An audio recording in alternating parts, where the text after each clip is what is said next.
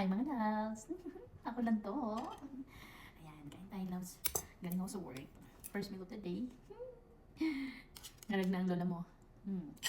Kaya, tingnan yung loves, nakahanap ako ng paraan para paano kayo lumapit sa pagkain. Diba? Ayan, medyo maganyan-ganyan. O, diba loves? Kain na tayo loves. Ako lang to.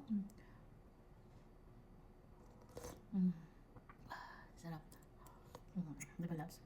Mas maganda pag malapit yun sa inyo. So good. Yung bangs ko, ang haba na talaga. Pinapahaba ko na yung bangs ko, loves.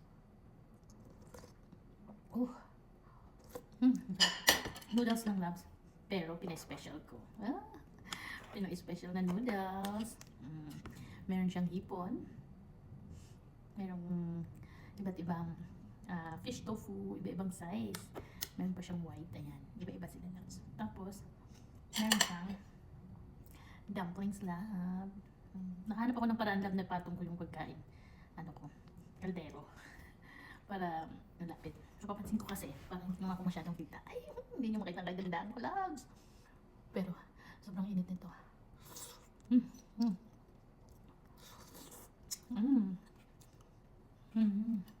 Super sarap ng dumplings sa mga noodles. Parang hot pot na rin to, loves, diba? Kaya, painantay mo, loves. Salamat mo na ako. Kuha ka ng kutsara. Balik tayo. Sarap-sarap. Dahan-dahan lang kasi mainit, loves.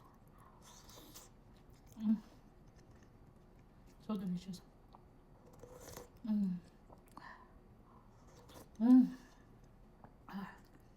Sarap mag-work tapos after kain. Diba iba-iba yung kulay yung aking fish tofu. Ito yung pinakagusto ko. Tsaka may square. Tsaka meron pa siyang ganyan. Diba na? Tapos ito pa. Sino ka ba dyan? Tapos meron siyang spam. Ayan. Gusto ko yung spam sa sabaw. Tsaka yung beef hotdog. Hinahinati ko lang yan. Dalawa yan siya. Ayan. Hinati ko lang sa gitna. Ayan. Parang maganda. Kasing ganda ko. Kaya, hindi na loves. Yung noodles nagtatago.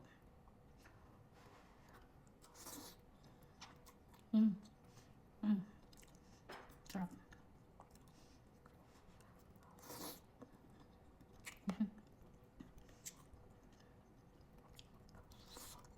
Try niyo yung spam nyo lab sa sabaw. Ganito. The best. Yung simpleng instant noodles nyo. Aking special.